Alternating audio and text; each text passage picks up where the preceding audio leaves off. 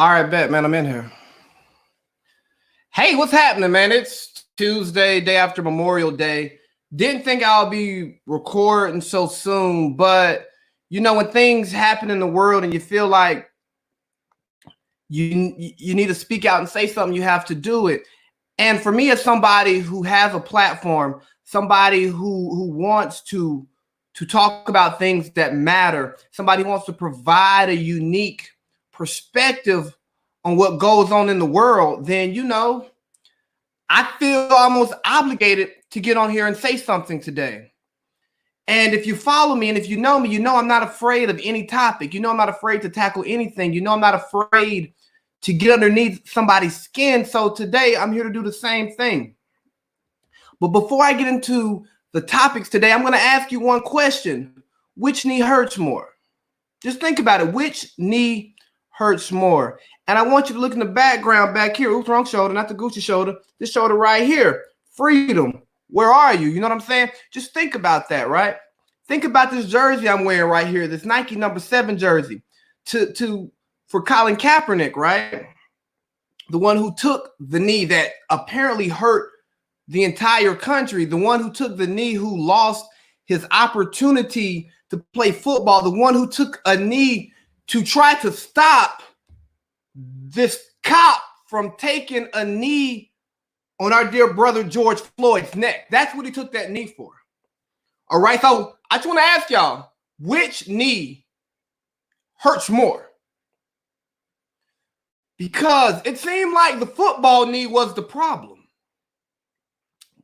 But I don't think so. I think the message that the football knee was trying to talk about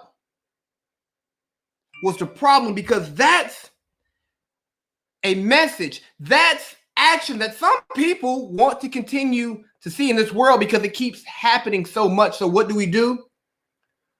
We punish the social figure for trying to call us out on our BS. But look here. Hey, it's the big motherfucking baby. And I'm back. And I got some stuff to say. Boy, I got a lot to say today. All right, so again, which knee hurts more? And if you don't walk away with anything from this, all I want you to do is to go back to your thoughts, go home, go to your friends, whoever you may be, and start thinking about solutions.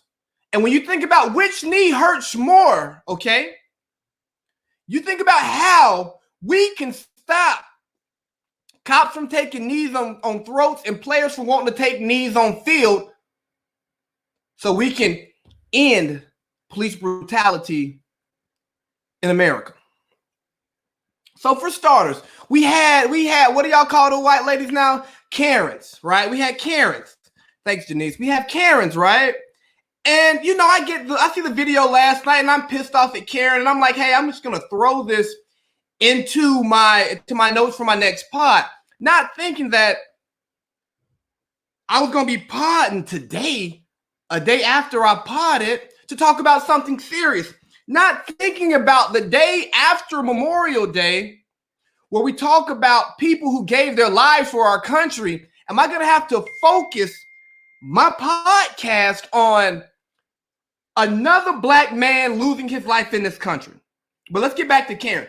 Karen was in the park with her dog, not on a leash, something that typically happens. I see it all the time. And then the man asked her to put the dog on a leash. She doesn't like it. Hey, white audacity. Leash laws. Get your damn dog on the leash. We don't want your dog around here. We don't know what your dog is going to do to us. So get that dog away from me. Get it on the leash. Now, he begins recording because he's a smart man, knowing that anything he says or do can be taken out of context, and understand that if a black man has an issue with a white woman, the white woman is initially going to be the victim every single time, right? So we have to be careful when dealing with these situations. So I'm not upset with this young man for recording this later. And what does she do? She says that this man is being violent towards her. Again, what is this, a death threat? Is she making a call right now? She calling in a hit on this man because that's the life that we're living in these days. Okay. And yes, she got fired. Yes, she gave a bad apology. But shout out to Candace, man. I talked to the young queen Candace, and we talked about that. And maybe this woman should have just gave an authentic apology. I mean, I don't know how you authentically apologize for doing something that you meant to do that quickly, trying to inflict harm on somebody, but just acknowledge that you're messed up, that you did something wrong, and you are using fear. You're using the threat of the police to stop somebody from trying to get you to be a law-abiding citizen. Oh yeah, that's white audacity. We got to get rid of that. We got to eradicate white audacity. But I think this has become the new rape charge, the new rape allegation, excuse me, the new false rape allegation. Let's just say, hey, police, this person is doing this to me. And hopefully, the boys come in and they take justice into their own hands. And hey, we already have a criminal justice system that's against us, that sentences us more sternly than other people. Why not just put the law into the officers' hands so they can come in for the kill? But to George Floyd, my question, which knee hurts more? My next question is, how do we make our lives matter more? Okay, there are so many different stances we can take to this. You can look at the individuals. You can look at the institutions. You can look at the groups of people in the institutions who have individual actions and responsibilities. But I ask any and everybody, what do I do as a Black man, as an African American, to make my life matter more to you? I know how much it matters to me. I know how much it matters to my loved ones. But how do I make my life matter more to you? Because at the end of the day, I don't always control my destiny. I can only control myself. I can't control you, but what can I do to make you care more about me? And I don't need you to care about me to know about how my day is going. I don't need you to care about how my family's doing. All I need you to do is give a fuck enough that I can get home to see my family at the end of my day. And God forbid I break a law and I deserve to get locked up. I want to make it to see my trial. Can I make it to trial? At least can I go see a bail judge so I can go home for a couple days? But how do we make our lives matter more? But look at it. We've marched for years. We've rioted before. We post on social media. We've made songs. But at the end of the day, we came here as less than humans, and that's how they treat us here hundreds of years later. Okay? Now, we came here less than humans. We came here as chattel property. Property. When you get tired of your property, what do? You get rid of it. People get tired of niggas. What do? They kill us. Then, as slaves, we were even counted, the 3/5 compromise? We were 3/5 of a person. We were not considered an entire human being. Okay? So that's then. This is now. I still don't feel like we're valued as one human being. Oh, yes, I can cast my one vote. I get recognized in a census as a person. Got it. But that's on paper. What's in action? Okay? What do we have to do? Because I can only fix what I can control. What can I do as a Black American to make my situation better? And for the people who say it's a police problem, it's a system, it's a systematic problem. Yes, sure, whatever. But it's a people problem. Because at the end of the day, everything that happens is one person or a group of people against another group of people. Now, I'm going to tell you, I don't know what George Floyd did. At this point, I don't care what George Floyd did. I didn't watch the video. I'm not going to watch the video.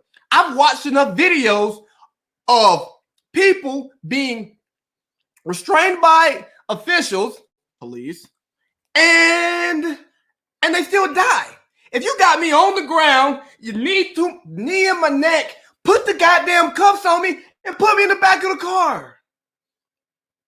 If you need to subdue me, tase me. Put the cuffs on me, put me back in the car. If you need to use a chokehold for someone who is resisting, briefly choke them, to disarm them, put them in the cuffs, put them in the car. But it goes to training. It's a training thing. You want to build a certain numbness, a numbness to violence when you work in field where you have to be violent at times because you want to be able to act decisively. I understand that, but understand that it appears a particular group of people are being hunted. And yes, again, back to me saying it's not a police problem. Let me tell you something. George Zimmerman was not a police. Whoever the motherfuckers was in Brunswick, yeah, he was a police, but was not currently a police. So it's bigger than just the shield that these police wear on their chest. Do I feel that people get emboldened when they get a title that allows them to have authority over people? Absolutely. I'd be crazy not to think that. But to keep it that basic is irresponsible for us. But again, what do? We've been on this rat wheel for years. Ever since Black people have been in America, we've been on this rat wheel. Okay? You can look at the 60s, you can look at the 70s, you can just look at post-segregation. We've had riots. What happened? I remember watching what's the show? A Different World. And in the last season, they talk about the riots in LA in the early 90s because it happened when Dwayne and Whitley went out there for their honeymoon or whatever. It's the same shit we're talking about today in 2020. That's almost 30 years ago. That's just in my lifetime. In my lifetime, cycle repeats itself. So what do? It's obviously a generational issue. It's a people issue. It's an institutional issue. And many, many more issues. But the point is, it's a layered issue. It really is a layered issue. And because it's a layered issue, it requires multiple layered responses. You can't have a one size fits all. If one person believes we should revolt, okay. Maybe you do have a group of revolutionaries because guess what? It's just like negotiation. You ask for more than you want to get what you want, right? The threat of violence may make somebody come sit down at a table and have the conversation that you need. But then I ask you, does the threat of violence or does actual violence change the hearts and minds of the oppressors? Because at the end of the day, if the oppressor doesn't change their mind, you might win the short battle, but how do we ensure that our children, our children's children, and so on and so forth don't feel like they're being hunted in the streets? How do we make the next generation feel like they have some form of equality? Just some form of equality. Okay, we're fighting a multi-front war in an enemy country, and we don't have a strategy. We don't have a leader. All we have is an idea of what we should do. Or I think we should do this. And then it turns into infighting amongst us and the crabs in the barrel, and they continue to prevail. Every time something like this happens, and I'm not going to sit here and be a hypocrite. Am I guilty of some of these things I'm talking about? Absolutely. Will I get into a contentious conversation with somebody stating my stance on how I think that we should go about this? Yes. But what I try not to do is dismiss someone's idea because I disagree with them. Okay? I want you to be empowered to affect change in the way that you see fit. But what we need is organization. You can have your thoughts on Dr. King and the civil rights movement, but what we had coming from the civil rights movement that we no longer have now is a unified, respected voice that can get some change. I hear woke Twitter. I hear woke Facebook. I hear all of this stuff, right? But how do we take these ideas, okay, put them together and get a product that affects change? That's what I want to know, because what I want to do is I want to eradicate white audacity. But what we can't do is we cannot get our guns and go into everybody's house and kill every racist person in the world. Would it be nice to eradicate the racist people? Yes. Do I want to violently eradicate them? No, my hope is that, again, they have their Damascus Road moment. They have that blinding light moment that makes them realize that what they're doing is wrong. It's just wrong. Like, how do you justify taking somebody's life? Imagine if it happened to you, your family, your loved ones. But the conversation has to just get outside of the Black community. It has to get outside of the minority community, okay? To my white friends, how do you feel about this? Like, how does this make you feel? Does it make you feel? Because if it doesn't make you feel, I'm deeply concerned about you. And I would love to have a private conversation with you, so maybe you can become enlightened. All right? Like, because people are going to be here. If you want to learn, you should learn. But if you see injustice going on in front of you and you have the ability to do something about it, do something about it. Great. Be pissed off. Be upset. Be hurt. Feel something. You know, Bernie wanted you to feel the burn. Yeah, this should burn inside of you. It should make you want to do something. It should make you want to change. Okay?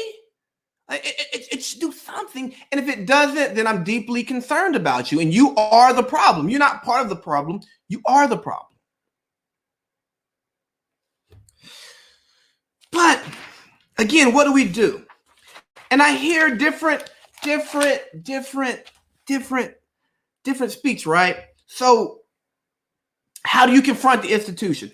How do you confront racism? I hear people who want to eradicate racism, but they don't want to confront it. They want to hide from it. And you can't hide from it. It's going to be here in your face. You can be upset with the institutions that do this thing to you, but unless you leave the country and go somewhere else, you are going to have to deal with fucked up institutions. Okay? You're going to have to deal with bad cops. But to Black cops, good Black cops who are thinking about walking away, don't walk away. We need you. But we need you to look at your peers and hold them accountable. Hold them accountable to what the badge is supposed to mean, okay? To actually protect and serve the community. Serve your community and protect them when necessary. But it's hard to protect and serve when you're afraid of the community that you are supposed to protect and serve. Immerse yourself in the community. Get to know the people that you are policing.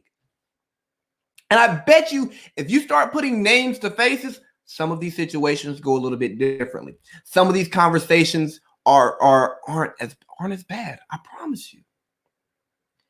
But if you do see an issue with the institution and you feel like you can't fix it from the inside, get out and do what you can to fix it. We need people at the grassroots, I don't know, picketing in front of the police station. I don't know, putting pressure on your government officials, or hey, becoming a government official and try to create policies that help you and your people out. That's what we need. Again, it's a multi-front war that we have to fight using different solutions. We didn't win World War II by doing the same thing in Europe that we did in the Pacific. You fight different fronts with different strategies. And the same thing here when we're fighting this white audacity, this racism, this police brutality. It's different fights. And there's different paths to go. If you can affect a person on an individual basis, you do it. If you can affect a large group institutionally, you do it. You do what you can because it's right. Okay? And here's another thing we can't do as Black people, as people who are afraid of police. Am I typically comfortable around police? Absolutely not. I'm not, because you never know what's going to happen. But we can't use interactions with police that are good and frame them poorly. We have to ensure that we don't dilute the message